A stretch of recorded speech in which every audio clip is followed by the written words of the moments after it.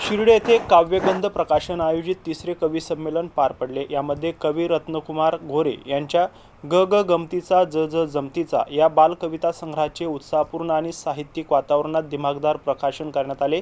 साहित्यप्रेमी कवी आणि रसिकांच्या मोठ्या उपस्थितीत संपन्न झालेला हा सोहळा विशेष आकर्षण ठरला आहे। या कार्यक्रमाच्या अध्यक्षस्थानी प्रसिद्ध चित्रपट अभिनेता तसेच निसर्गकवी बाबासाहेब सौदागर हे होते।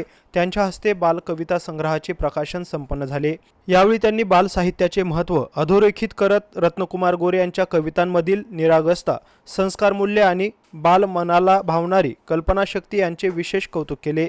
कार्यक्रमात ज्येष्ठ साहित्यिक भारत सातपुते, सुप्रसिद्ध गझलकार रज्जाक शेख, लेखक कवी आणि निवेदक गजानन उफाडे, कवयित्री हेमलता गीते, सुप्रसिद्ध गझलकार बाळासाहेब गिरी, कवी अमोल चिने आदी मान्यवर उपस्थित होते।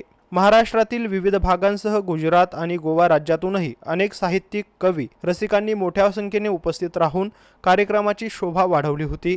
कार्यक्रमाचे प्रभावी सूत्रसंचालन प्रकाशक प्रशांत गोरे यांनी केले, तर आभार प्रदर्शन ॲडव्होकेट अक्षशिला शिंदे यांनी मानले।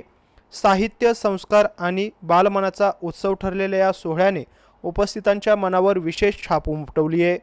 कवी रत्नकुमार गोरे यांच्या या रत्नकुमार गोरे यांचे पूर्वी शोधत अक्षरे चुरगाळली, गुरुवंदना इत्यादी कविता संग्रह प्रकाशित झालेले आहेत। या बालकविता संग्रहाचे सर्व क्षेत्रातून स्वागत आणि अभिनंदन होत आहे।